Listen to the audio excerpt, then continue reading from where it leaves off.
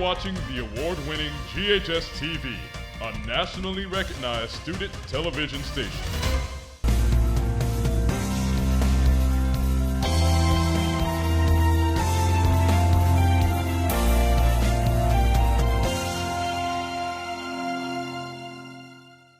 Welcome to Public Square, a show about what is happening in our corner of the world, about the importance of civic engagement, and about how you can make a difference.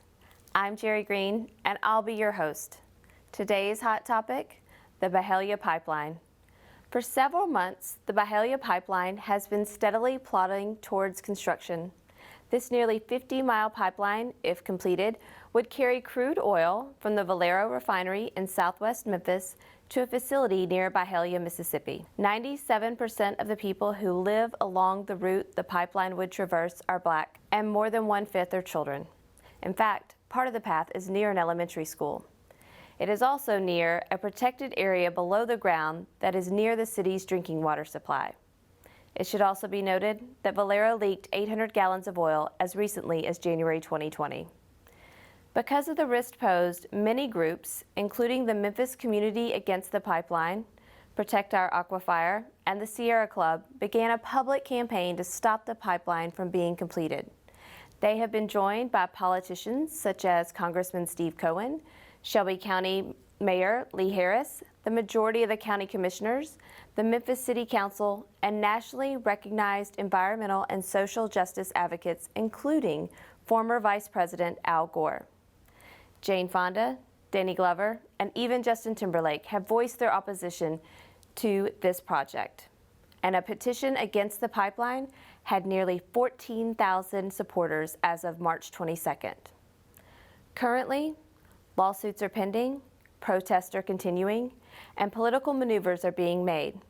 Today, we are going to learn more and learn how you can get involved. So let's start. My first guest is Justin Pearson.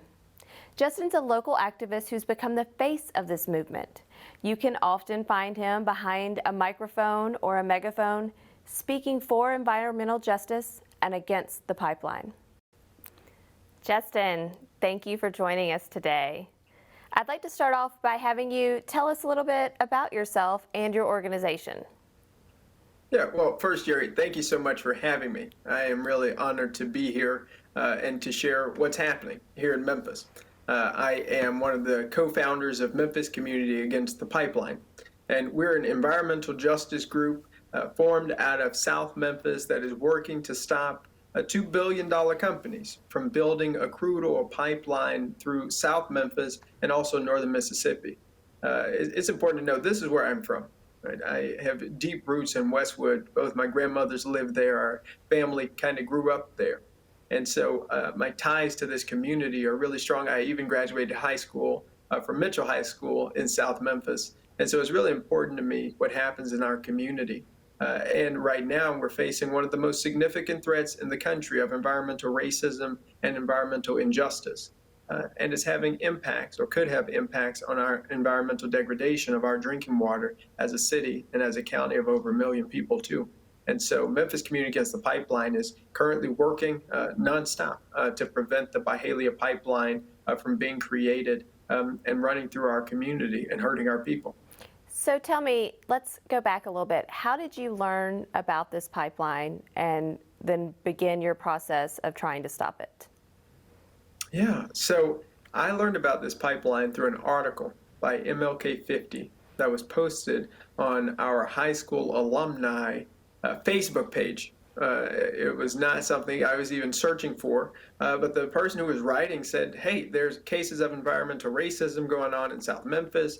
And so I began reading this article and learned about landowners and learned about community members who were advocating to not have this pipeline in their community. And at one of those meetings, they asked the Plains All-American pipeline folks, why are you coming here? Why did you choose this route? And the land agent responded, well, we chose this because it's the path of least resistance.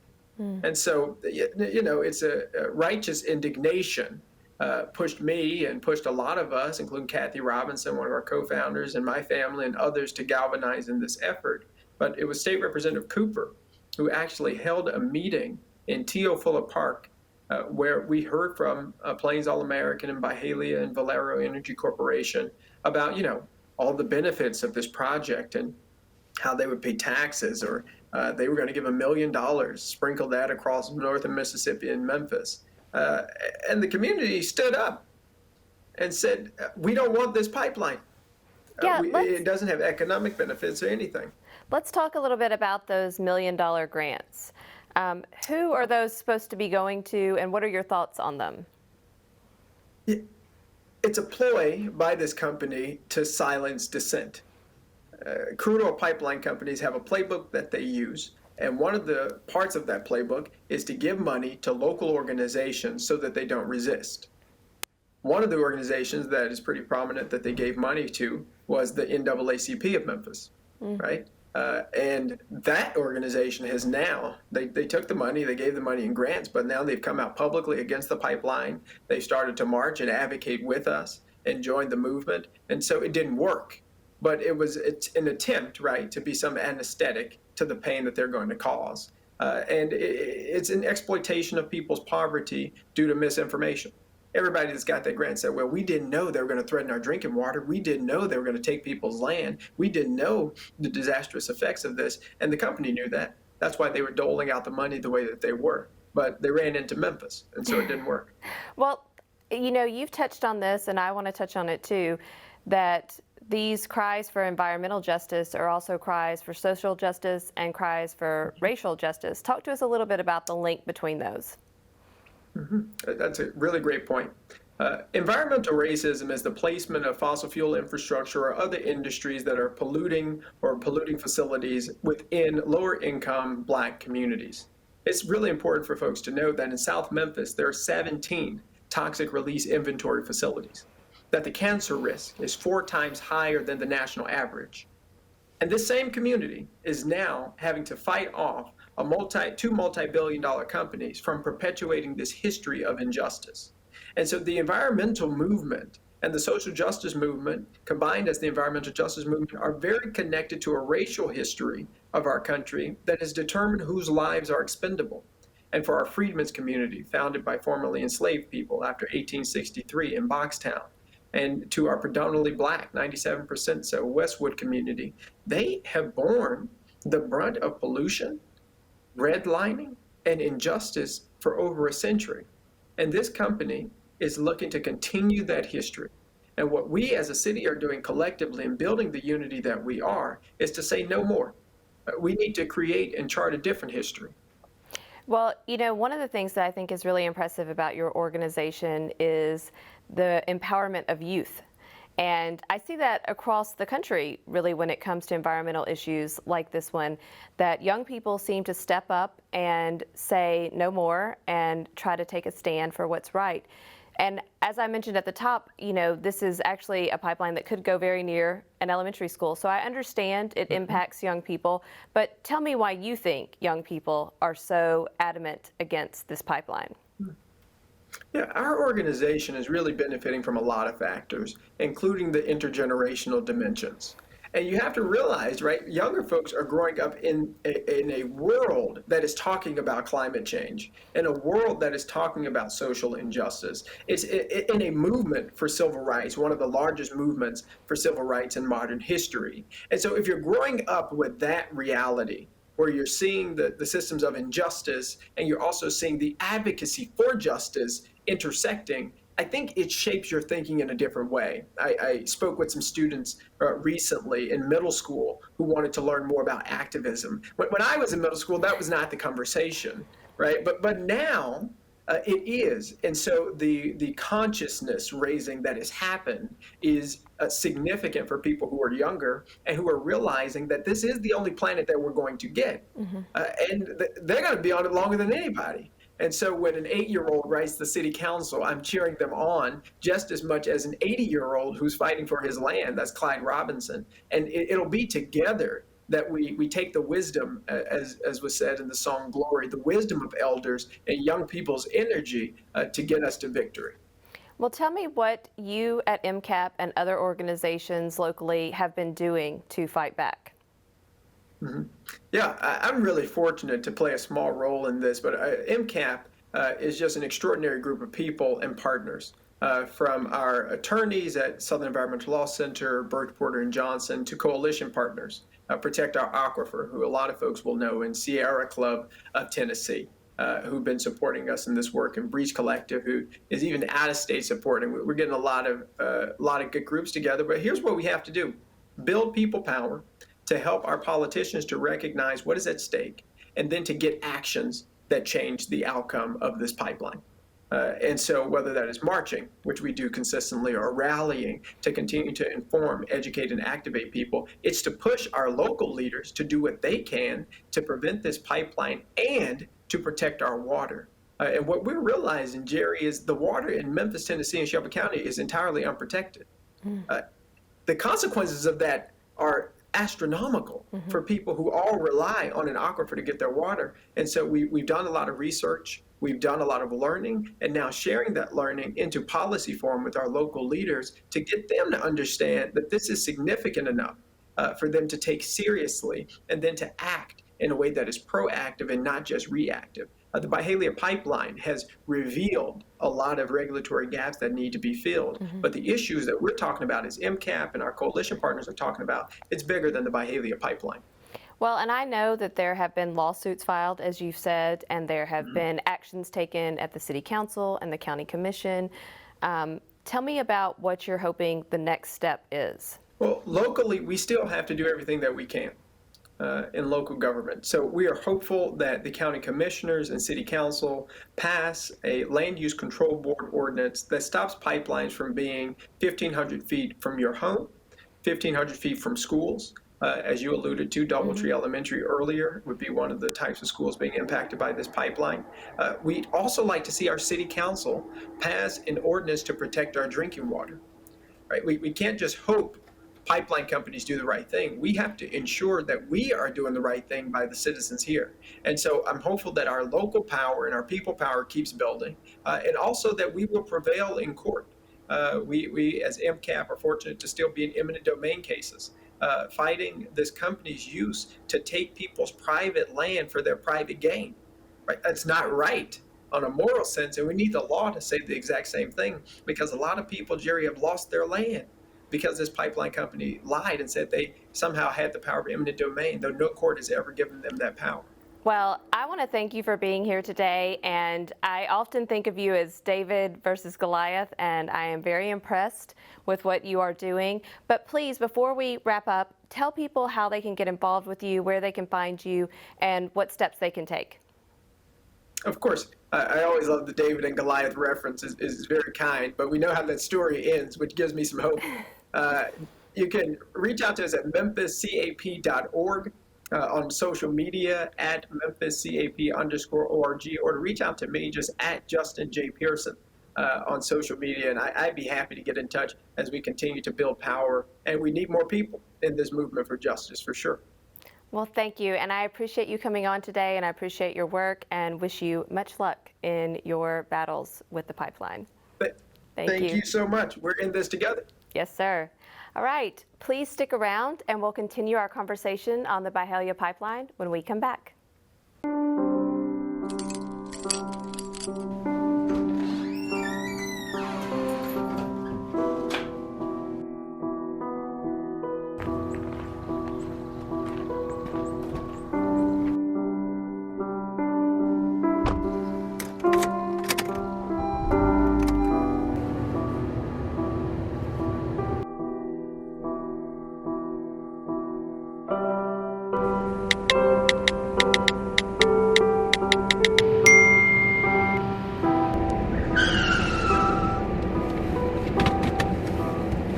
Texting and driving, honestly, it's not that worth it.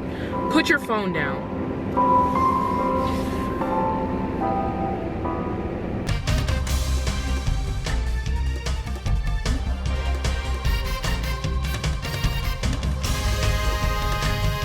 You're watching the award-winning GHS-TV, a nationally recognized student television station.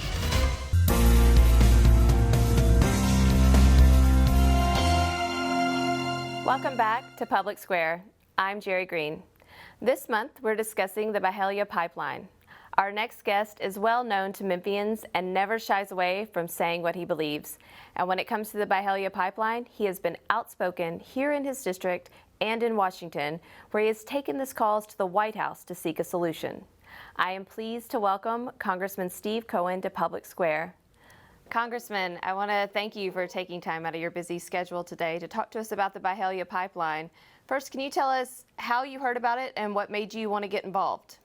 Well, it's a major part of my district. It's always been my district, historic, and I think Justin Pearson brought it to everybody's attention. And I started seeing him on social media, press, and then I went out to one of his community forums.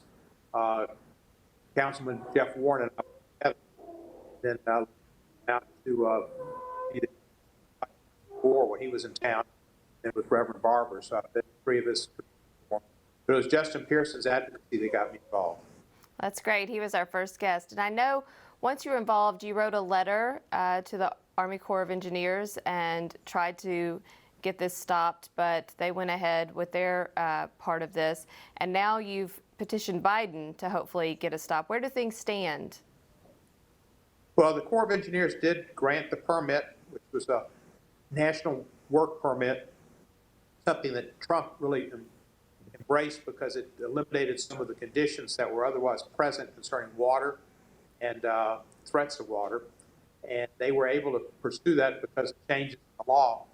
And then we tried to go up to Washington, but they don't interfere with the locals' decision. They just kind of deal with the letter of the law, and they did that. We've written Biden. We haven't gotten a response from him, but I know he's aware of it now. And hopefully we can get some type of response. But so far, there's been no response.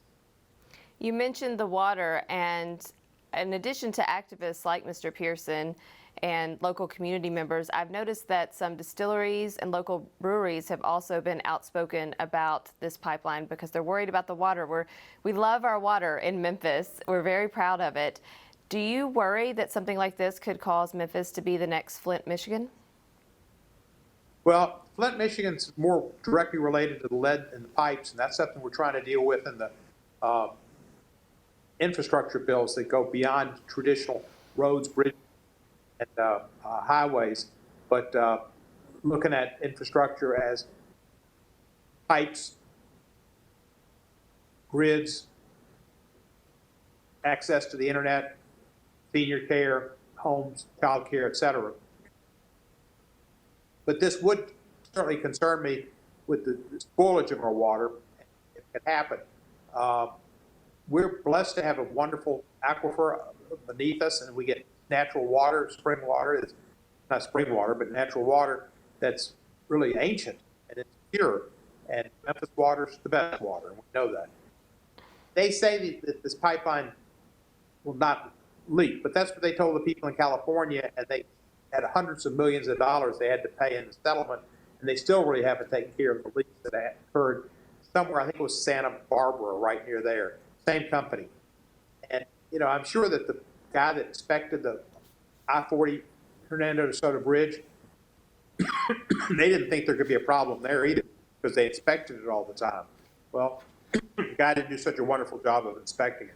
So I am concerned that there could be a leak, and if there is a leak in that area, particularly with the well station, that it could get into the aquifer. Now, I've seen you at a couple of these, bless you. I've seen you at a couple of these rallies for the pipeline, and I saw you with Sybil Shepherd at one of them. Why do you think this cause has gotten such national attention? So many celebrities, both local and outside of Memphis, care about what's happening here with the Byhalia Pipeline. Well, I think there's a couple of reasons. Number one, Al Gore embraced it. Al Gore's got a kind of a national network, and people have support him and know that he's a leader on these type of issues. But also it relates to global change, climate change. And this is a pipeline that's going to be putting oil more into the system. And the oil is going to go through Memphis to Byhalia and then down to the Gulf to be exported. So it's not for consumption by Americans. It's for consumption by people around the world. And it's this use of this type of energy source that is causing the ozone to be filled with carbon dioxide, and that's what's causing climate change. And this is a serious threat, and it's one that many in the around the world, and particularly in the Hollywood celebrity scene, have embraced as a cause for them, which is a cause we should all embrace, because you're supposed to leave the world a better place for the next generation. That's one of your duties here. So it's embraced by those people. And the people that don't care about the next generation, they're really, the deadheads. They don't care about anything but today and their six-pack and maybe, whatever. But so a lot of people embraced it.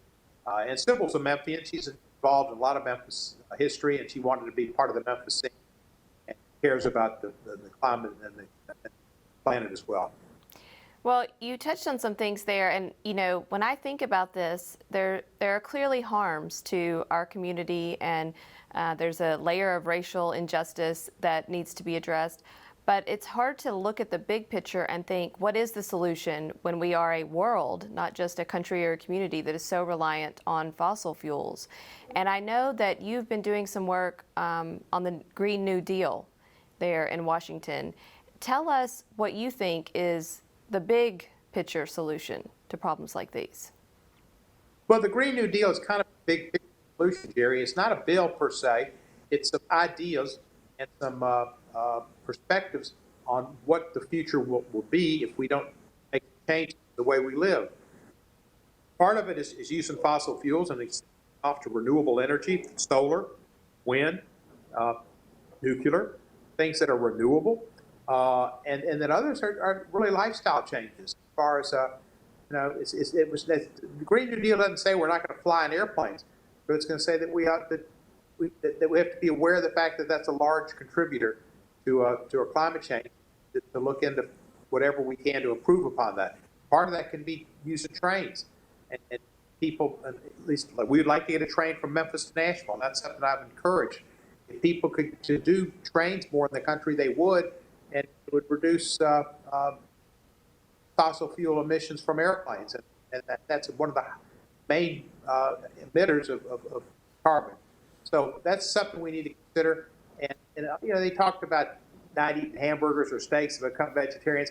We're not going to be vegetarians because of that. But the fact is, there are a lot of carbon waste in producing animals, and the feed, and you name it. And so, but I'm not giving up my burgers or my steaks either. So you can be a New Deal person and still fly and still like your meat, your red meat, and you still kind of do the deal. And enjoy your barbecue, right? It is barbecue time here in Memphis. Right. Tell our viewers, what can they do to have their voice heard on this issue and other issues? Who should they contact? How should they contact them? What is the best way to make sure representatives like you hear their voice? Well, people don't write letters as much as they used to. I like getting mail, but you don't get much of it. Most people respond by internet. You can only contact in Congress your own congressperson. You don't live in that district, your email will be ferreted out. And that's because we have our districts, we have plenty of people to respond to, and we need to give our resources to those that we are elected to represent. But you need to contact your congressperson maybe, but in this situation, it may be resolved more by the city council with an ordinance that Jeff Warren has proposed.